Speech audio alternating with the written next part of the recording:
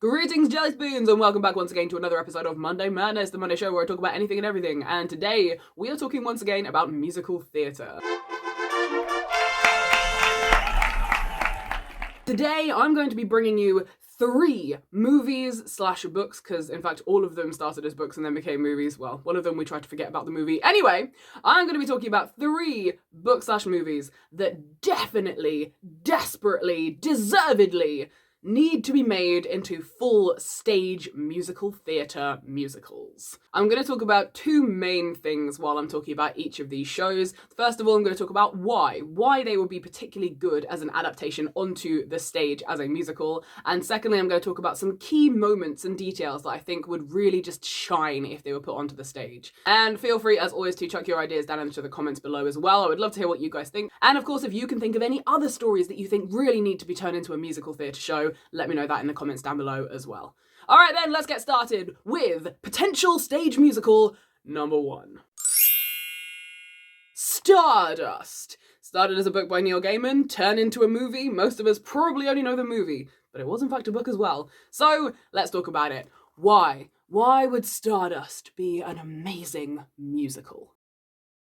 The big thing for me is that it's a fantasy adventure. This lends itself very well to being on the stage, big fancy costumes, this fantasy air. It definitely could fill up the stage, take up all the space, and it would look completely at home there. There's also a lot of emotion and whimsy to it. There is definitely some comedic elements that you could draw on, and there's a lot of emotional beats as well. The relationships between the characters, the dynamics with the enemies and the foes and the fighting, all of this could be shown really, really well on the stage. One of the notes that I wrote down while I was rewatching the movie to imagine it on the stage was just costumes and chaos. And yeah, I definitely know what I mean. There are some very, very good costumes in not just the illustrations from the books and the graphic novels and stuff, but from the movie as well. Some fantastic set pieces too, and the costumes that show Tristan as he grows up, the wonderful things that Yvain could wear in her star outfits, the princes, those brothers, and of course the ghosts, but we'll get onto them in a minute. So visually, it would look absolutely stunning on a stage. It looks fantastic in illustrations and in the movie as well. Bringing all of that and adding it tenfold, putting it on a theatre stage,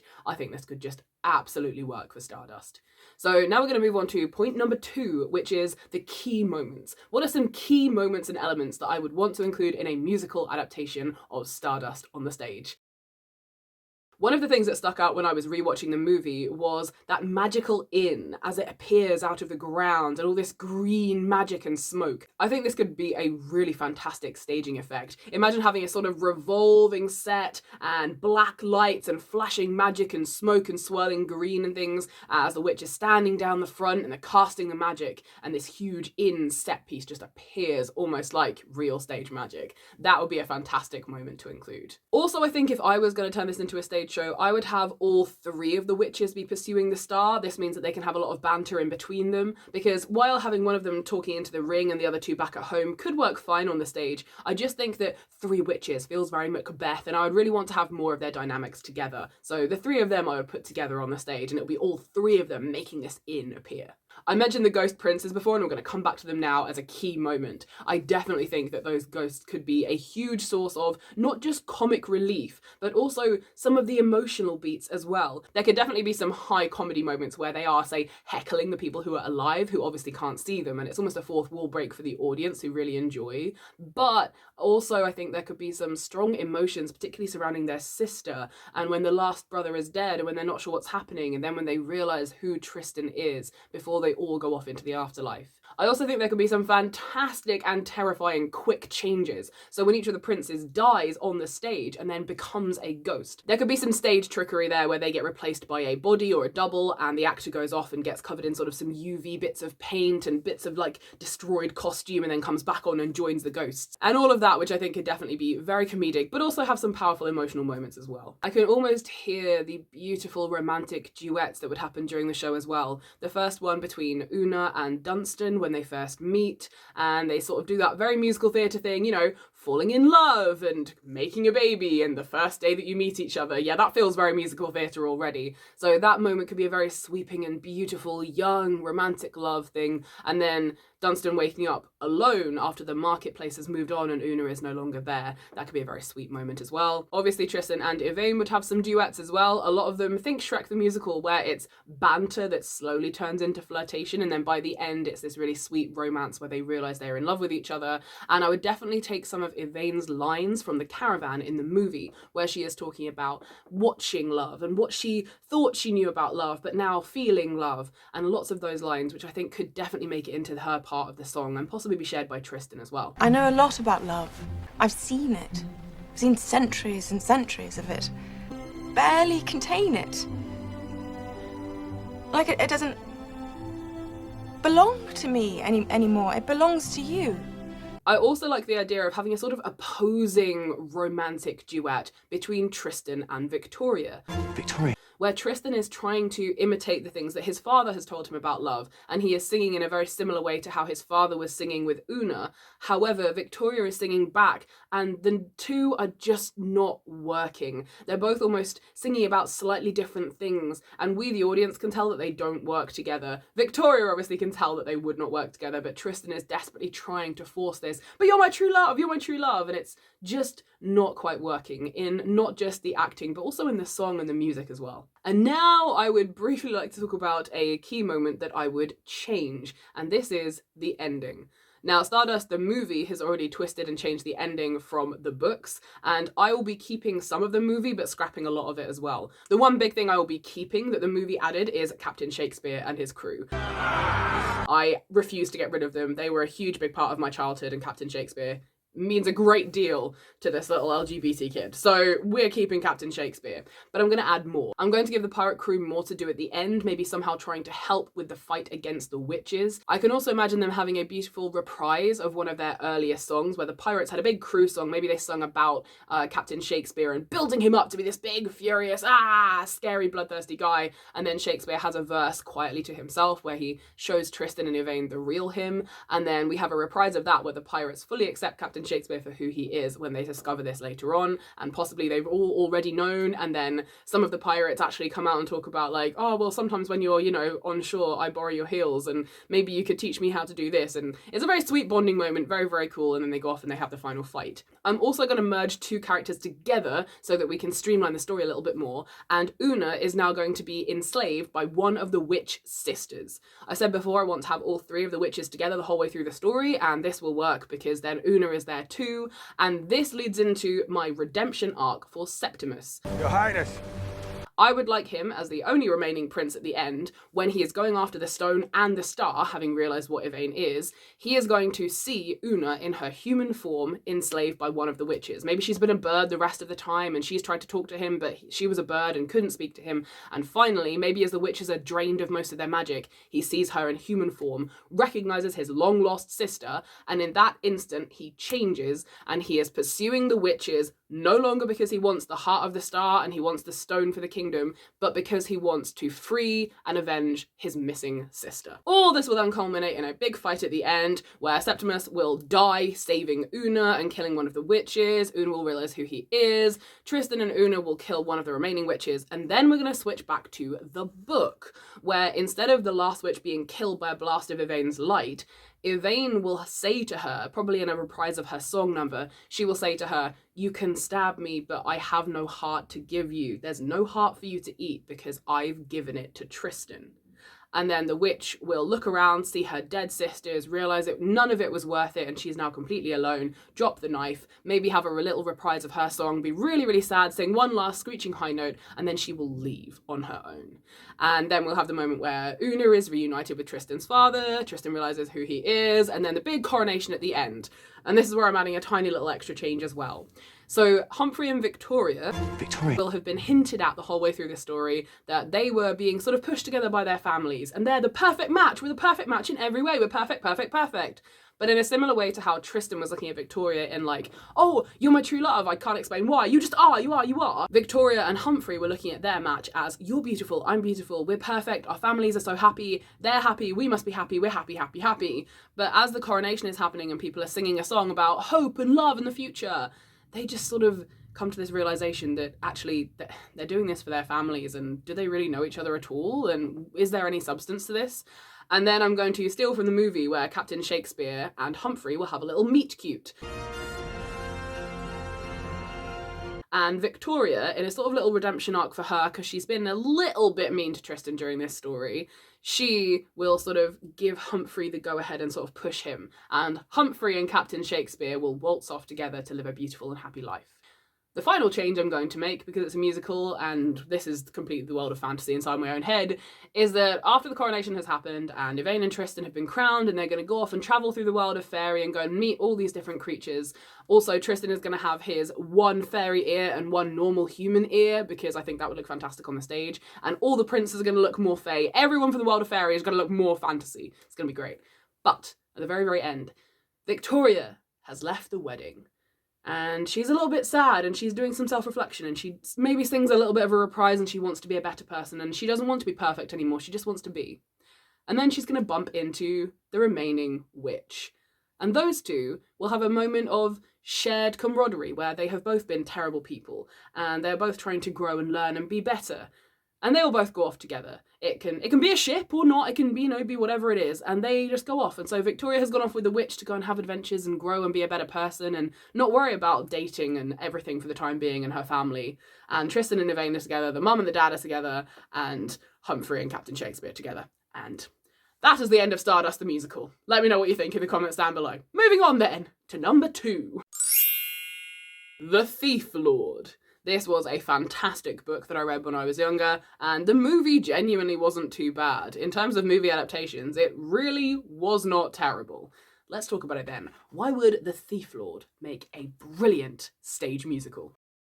Once again, I'm going to talk about fantasy. Now, this is a much more human type of fantasy, but there is nonetheless some magic to it. So the magic that takes place within this story, particularly in that merry-go-round, and all the different creatures that Beau sees while they're traveling through Venice. I think this could be done with beautiful puppets and some illusions and magic and mystery and lighting effects and stuff like this. So not quite high fantasy, but nonetheless beautiful, and it would work very well on the stage as well. There's also a conflict in this story of trying to merge the world and the belief of grown-ups and the world and the beliefs of children. And there's a lot of different views through this. You've got good grown-ups, you've got evil grown-ups, you've got the master plot to essentially steal Beau, you've got the grown-ups who are trying to do the thing that's best for Beau and Prosper, you've got Beau and Prosper trying to run away, you've got Prosper trying to grow up too fast and act like almost a parent to his younger brother, you've got Beau who is still very much a child but getting dragged into the world of grown-ups, you've got the other children who are unsure of their place and trying to both grow up and not, and just not sure where they are. And then you have characters like Scipio, who desperately wants to grow up as fast as possible so that he can be treated like a grown-up and not treated like a downtrodden child. He wants the power to make his own decisions. All of this smushes into a big conflict of grown-up and child and what these concepts even mean. And I think that could be explored really well in the emotional power dynamics of song. There are also some beautiful options for set pieces. This is of course set in Venice, and we have that magical merry-go-round. But more on that in the next bit, key moments.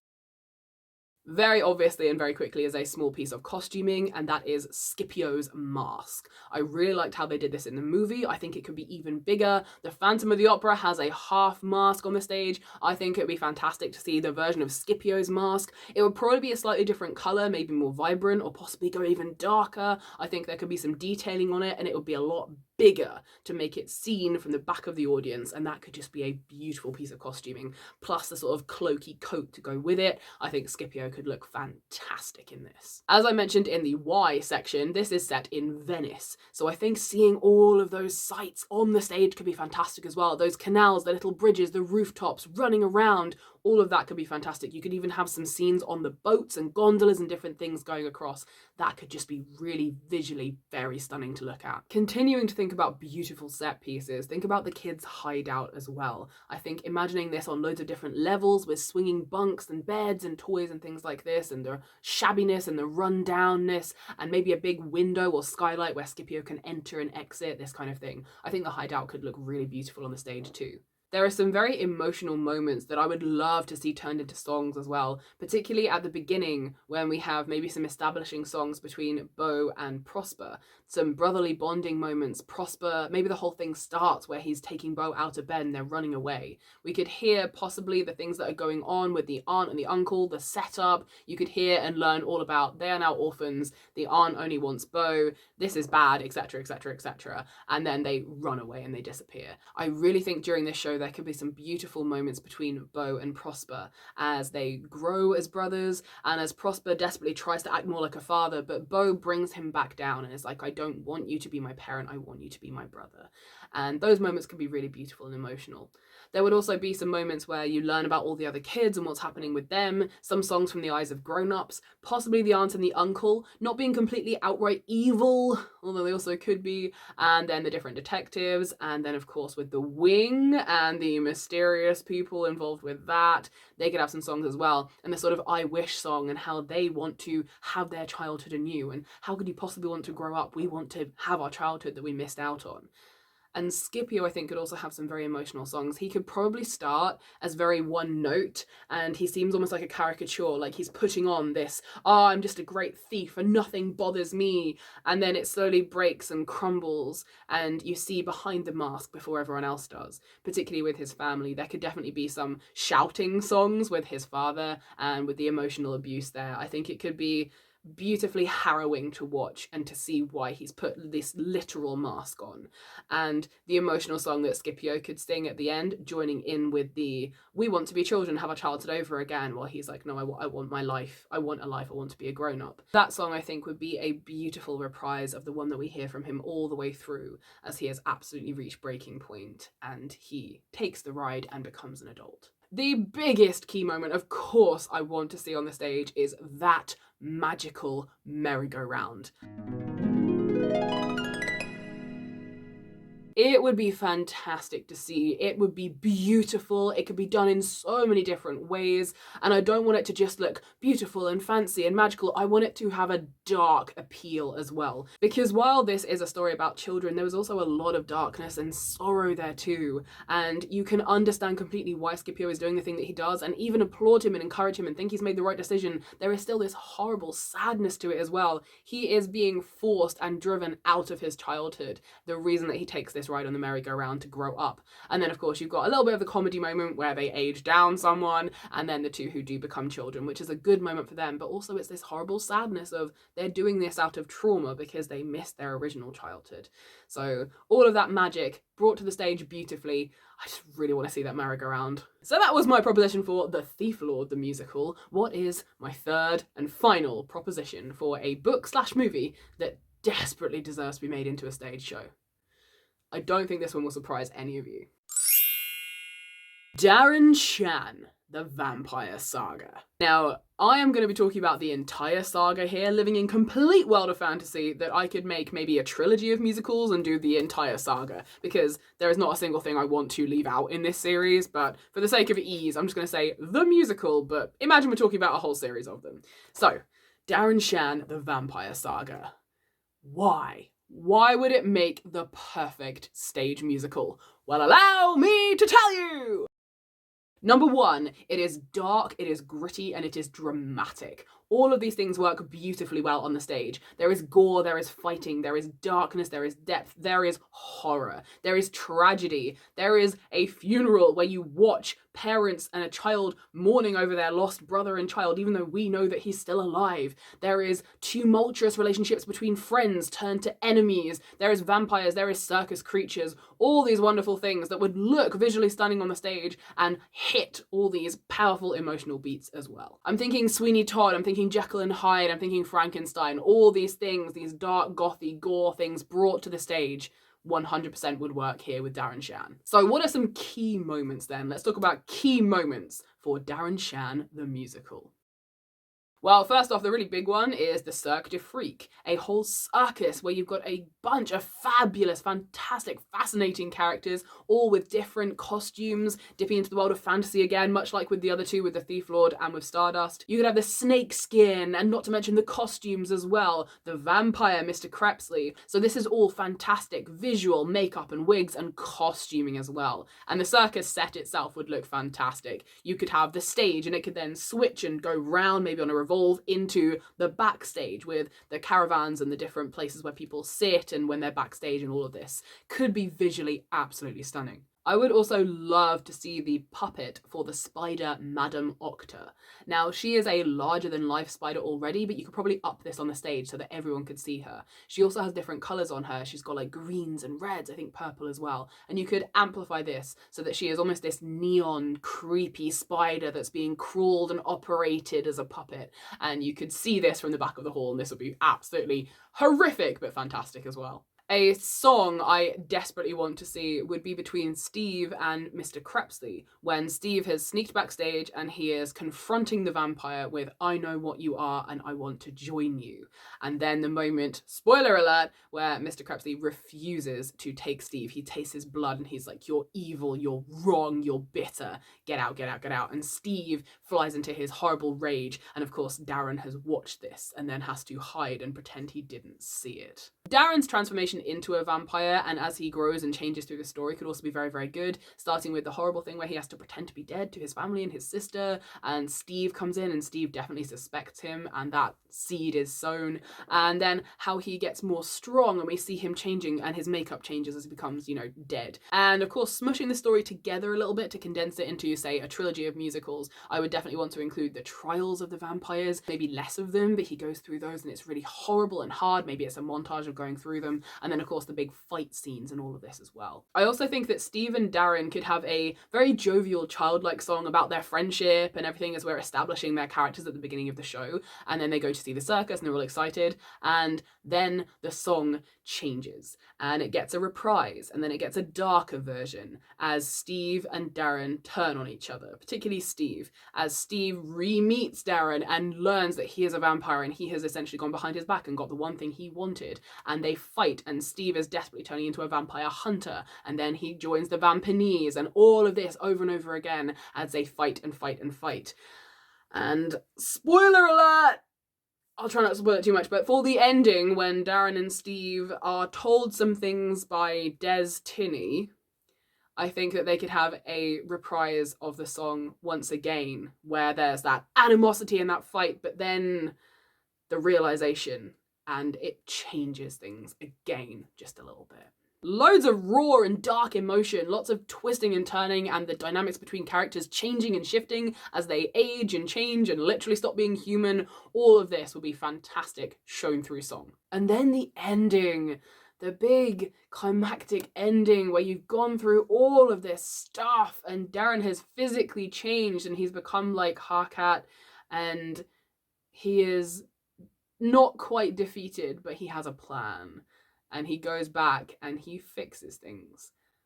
And that could be a really beautiful moment. There could be a really bit of clever staging where we have a double for the young Darren and the young Steve come out, and then you have the real Darren with the audience and all this. And the ending could be sorrowful and harrowing and a bit like Death Note the musical, which I would definitely pull on for doing this. The ending is not a happy one. It is a solution, but that doesn't mean it's a happy one. And you have followed these characters through all of this pain and the literal trials, and they've come out and they've just had to make the best of it. So not quite a downer, but definitely a very harrowing, makes you think ending. Very the end of Death Note, very Jesus Christ Superstar ending, a little bit of Sweeney Todd as well. So definitely a darker, gorier, more horror-filled ending to this show. What do you think? That's bull. So these were my 3 picks for movies/books that I desperately want to see turned into musical stage shows. Stardust, The Thief Lord, and Darren Shan the Vampire Saga. But what do you guys think? Let me know in the comments down below. What would you do? What would you do for the characters and the staging and the sets? What would be your key moments? And what are some other stories that you would desperately like to see turned into a stage musical? Let me know in the comments down below. Alright, my wonderful Jellyspoons, have a fantastic rest of your week. Thank you for watching. As always, if you'd like to support the utter chaos that is my life, I have a Ko-fi and a Patreon page, and there will be updates coming on the Black Dog podcast later on in the year. Goodbye, my wonderful lot. Goodbye.